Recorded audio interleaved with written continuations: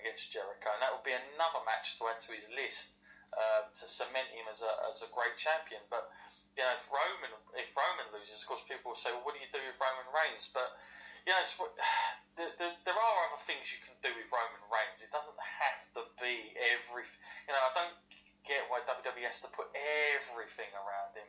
I think just leaving Roman Reigns in like a more of a semi-main event type slot match will do him better, because I think he's got way too much pressure on him in the last three that we've seen, and he's just not delivered. So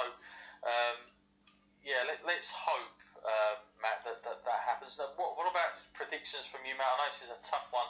I'll go out on a limb first of all, and I'm going to say that I mean, it's so difficult because you've got to look elsewhere, mate. You've got to look at the other matches, haven't you, almost, to think where are they going to execute a title change? Are they going to do it twice in one night and all the rest of it? So you have got to look around. It's so difficult. I think out of both champions, I'm going to say that it's tough, you know, it really is. Then again, this is the toughest one yet, Matt, I'm telling you.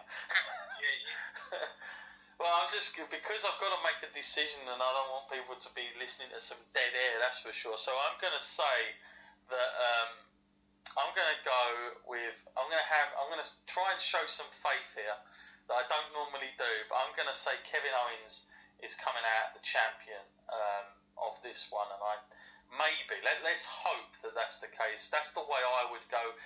It's not so much what my brain's telling me, it's more of the way I would go, because I really can't call it, because there's so many different ways out of this because of the other matches on the night. If this was the only title match, I think I could call this a lot better, but because I know there's other title matches, you've got to see how it's going to be booked in that night, and where they want the reactions. So I'm going to say Kevin Owens wins this one. Matt, for you? I've got to agree with that, actually. I'm going to say Kevin Owens is going to win, just for the fact that Jericho is still some way involved in this match. If they wanted it to be like without a question and like no interference, no cheating, then Jericho would have been barred from ringside. The fact that he's still part of the match seems that there's still an X factor in this, and Jericho has had the US title now, and I can't help shaking the feeling that, you know, Jericho hasn't really got long left in the WWE, this run that he's having now, and the ultimate payoff might be a rematch with Roman Reigns some way down the road. Yeah.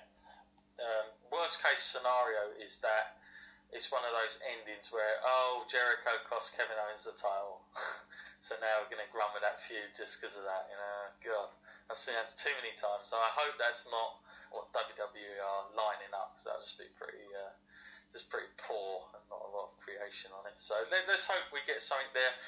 As far as the match goes between those two guys, chemistry-wise, Matt, is it one of those matches where, you know, we know what Kevin Owens can do, but he's going to be a little bit sort of restrained somewhat because he is against Roman Reigns and vice versa? Is it good chemistry between these two guys from what we've seen already? Well, they've worked with each other enough now to know what each other's about. I think the only problem is when Roman wrestles, like in these matches, he feels a little bit stiff. You know, it feels like he's portraying the tough guy a little bit too much. I would like it to be evened out slightly, and every time he gets hit with a power move, he doesn't just come back out of nowhere with a Superman punch. I'm getting a little bit tired of that move, you know. When it seems that he's on his last legs, but it comes out of nowhere. I'd like to see a little bit more evened on the amount of punishment that Roman can take, because sometimes it does seem a little bit overpowered, you know, on his part. But if they can balance it out, you know, I think they did work good together, actually.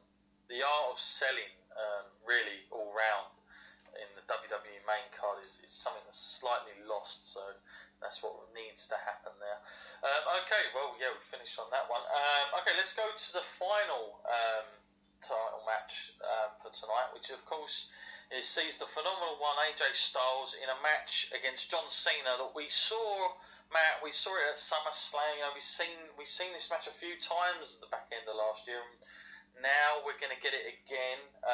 People are raising eyebrows and saying, why is John Cena the guy? Is it down to name power, or is it because John Cena has been placed in something big at WrestleMania here, and at a time where a lot of people are actually saying to themselves, have WWE finally given up on the John Cena sort of whole thing now because he wants to do other things and he's coming to the back end of his career? Are WWE taking him as serious? Or Matt, is this just is it a time where they just they actually truly believe there is another story to be told here, and it's all worth it? One thing I'm going to say that we spoke about a couple of weeks ago is I am disappointed that they haven't mentioned the whole 16 times business and what it means and all the rest of it. I do feel they've lost out on that somewhat, how much of a big deal that could be. I know there's been some mention of it by now, but it's not the designed feud that I kind of perceived. What do you think about, first and foremost, the feud of this whole thing, Matt, and the announcement that John Cena's just sort of come back and got the match, really? Yeah, I don't really reckon he should be able to just walk back into the company. I know he wasn't gone too long, but still, you can't just walk in and just be given a title shot just because of your name. It seems a little bit ridiculous, really. I mean, there's many other options for them to go with other people. A lot of people still hold out a lot of hope for Bray Wyatt. That would have been a good choice. Baron Corbin's been very promising lately. So there was a few other avenues they could have explored. Sure. It didn't have to be strictly a one-on-one match. Could have been some sort of three-way, four-way, or anything like that. So the fact that now it's John Cena, we've kind of seen this a few times before now. I mean, they say AJ's beaten him like 3 times now, so if he's if AJ beats John Cena a 4th time, then we're getting into ridiculous kind of situation here, because that's not the sort of legacy you want to leave behind on John Cena's kind of last years in the company. But for me, this is where a little bit of an ominous foreshadowing sort of takes hold, because this Rumble slogan, "Remember the Rumble," will it be remembered for the night when John Cena became 16-time champion? That is the only thing how this slogan could make a little bit of sense, which is a possibility, but I really can't see it being John Cena's night, actually, unfortunately, because I think, if I'm right, isn't there the next pay-per-view of SmackDown's Elimination Chamber? Are they doing 2 each? I have no idea. I wasn't sure if they were doing the one, or I'll have to look. I think then that might be the next SmackDown pay-per-view before Mania. Okay, and to have John Cena carrying a title into that would seem a little bit iffy. But AJ taking the title into that makes more sense, and if he comes out of that with the title, then AJ's phenomenal again. Yeah. Well, the matches they had were really good. I mean, I'm not going to knock the matches they've had, but you don't do them so many times. Matt, you're absolutely spot on there. I didn't even realise that they were going that way. You're right. They're going to go with an Elimination Chamber, which is I didn't realise. I thought they were just going to have the one Fastlane. But no, we're going to get 2, and one takes place in February 12th, and that's the Elimination Chamber, which is, of course, the SmackDown brand. And then Fastlane, which is going to be the Raw, is going to be actually on the 5th of March, so there is a bit of distance between them. And then, of course, after that is WrestleMania weekend. So there is a lot of stuff to get through, I suppose, because that Elimination Chamber, Matt, let's be honest, that to me, that tells me, in a way, and I don't want to go on a limb here, but that sort of tells me that maybe it's going to be a Raw guy that wins the Rumble, just because of how that will play out, who goes to face their champion. Might have to go through an Elimination Chamber or something like that. But it could be another way. It could be the title match that goes in there. But I just got a sneaky suspicion on that one.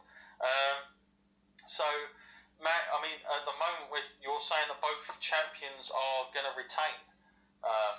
Yes. This night. Yeah, I'd go that way, actually, to be honest. And, as far as John Cena goes, I would say it makes a better story for him at WrestleMania if he loses to AJ, and then he gets into the Elimination Chamber, loses it there, and then for once, people might actually look at John Cena as the underdog going into WrestleMania. What has he got to prove? Whoever his opponent is, he has to beat them, Yeah, I like that idea, to be honest. There's problems for John Cena. There's an almost what do you call it? Sort of, I can't think of the right word, a vulnerability about the guy that's been so, like, the main guy you put your money on half the time, always manages to get through somehow. All of a sudden, he's very vulnerable. He's almost victimised in his matches now because he's getting beat. So, yeah, that'd be a great storyline to take into it, and of course, you could pay it off at WrestleMania, which would be great. And, you know, I still think there's enough time in John Cena's career. I know people say, oh, you know, he's getting old. He's not that old. Like, blimey, we've got Goldberg back here, you know, come on. He's certainly not that old, and there's plenty of time for him to do this 16-time thing. For me, in my head, I had it going a certain way, but it could still happen like that, to be quite honest with you. That still could be the case, but who knows. But for me in this one, who do I go with? Again, it's a tough one, but... You know, because, again, like it's like going back to the streak, Matt. When I think about when Brock... done the streak, you know, they didn't really make a big deal out of the first time. They didn't really make a big deal out of that streak, and he actually took it off him. That's what made it sort of more out of the blue. So there is that possibility that WWE could pull that out of the hat, and John Cena does it. But for me, I don't think it would get the reaction, obviously, that what happened that night. And quite frankly, I don't even know how many people really know unless you're watching it on TV, because the commentators are going to be saying it over and over again. But if you're there in that audience, I don't really know how many people, Matt, can be like, yes, he's done it for 16 times. Because a draw is a draw, isn't it? I mean, if you're drawing, it's not so much you're surpassing, is it? It's a different thing altogether. You've matched it, but you haven't sort of surpassed it into your own name. Like, I mean, we've all heard 16 times, but nobody's come along yet and said the 17th time. So I think that's probably the bigger moment between the two. Despite Jon Stewart a few years ago at SummerSlam having a major problem with it, a meltdown about it. Obviously, maybe he'll get involved with this tonight, Matt. Maybe we'll see the return of Jon Stewart, and that's the celebrity match we get at WrestleMania. Who knows? Jon Stewart versus John Cena. There you go. Remember that one. That's what I'd say. I can't say I'd be a fan of that. Neither would I. But so for me, again, it's a tough one. But I'm going to, you know, I don't want listeners to think, oh, they always agree with each other, these two. But I'm going to say AJ Styles as well. Just thinking about it, that's the way I'm going to go. I'm hoping though, Matt, that I wouldn't mind if John Cena does do it, though. Let's put it that way. Like, there is room for it. I just don't see WWE pulling that out, because they haven't done enough to sort of do it. And then also, what happens tomorrow with AJ Styles? That's what I would be questioning. Okay, so that sums up all the matches before it, Matt. Let's now take some questions before we talk about the Royal Rumble itself. And let's go with our one of our regular emailers in. Stay Lucky is back, Matt. So Royal Rumble needs to produce a big draw. I think Baron Corbin could be the next breakout star, ? Also, what do you think WWE should do with Seth to get him popular again? Well, I didn't know he was unpopular, to be honest with you. P.S. Stay lucky as always. That's his slogan. It's probably a little bit better than the Rumble one. Matt, so we're talking about, first of all, Baron Corbin.